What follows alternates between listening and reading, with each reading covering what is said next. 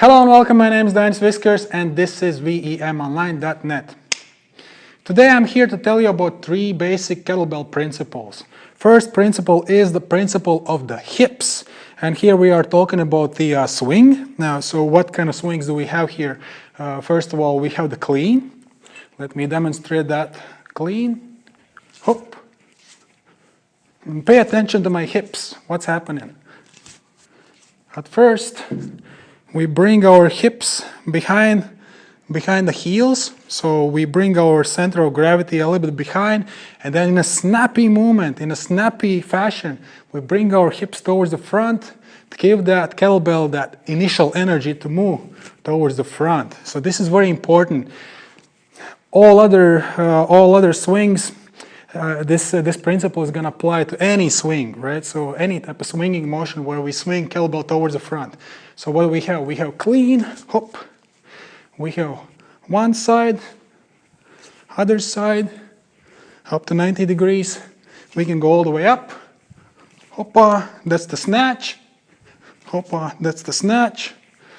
Both arms up to 90 degrees. This is called Russian kettlebell swing, and all the way up. That's the American kettlebell swing. All the way up, that's the American. So that's principle number one. Principle number two, wrist.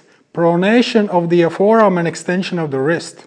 So here we're talking about the this movement all the way up, snatch. Again, it all starts with the hips, with the hip movement, that fast, snappy hip movement towards the front. We give our kettlebell that initial energy to go towards the front. But what happens after? What happens when we bring our kettlebell kind of up to this sort of a 145-degree angle? We need to pronate the forearm and extend the wrist. And it all has to happen very smoothly so we don't injure the wrist and we don't get that bruise on the forearm.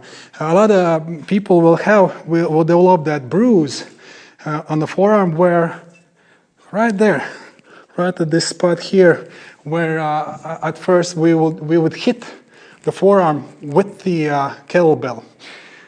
So this sort of like corkscrew motion, very, very important. We need to work on that at first.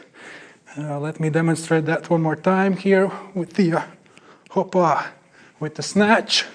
So pay attention to my forearm, what happens there. At first, thumbs towards the front, right? So this sort of a mid position between full pronation and full supination. We're right in the middle, thumb towards the front. As we go up, we pronate the forearm and extend the wrist.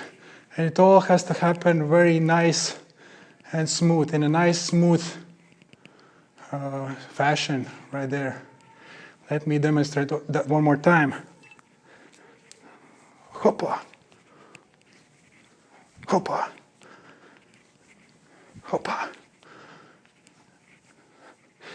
So that was principle number two. Principle number three is this little dip underneath as we are performing a jerk. So at first we need to be in this triangle position. So clean first, hop, triangle meaning hop, hop, hop, shoulder, elbow, wrist, and we shoot the kettlebell up. We shoot the kettlebell up towards the ceiling, and pay attention to my knees. I'm dipping underneath. It has to happen at the same time as we push the kettlebell up. So we have our elbow into this 90-degree position. So we give that initial energy, initial push off the ground, elbow 90 degrees, and we dip underneath at the same time as we extend the arm. Now this technique is very difficult to master. It took literally years for me to master this. And I'm no kettlebell expert, but I know the basics, and that's why I'm here teaching you all this stuff. So these were three basic principles of the kettlebell. I'll see you next time.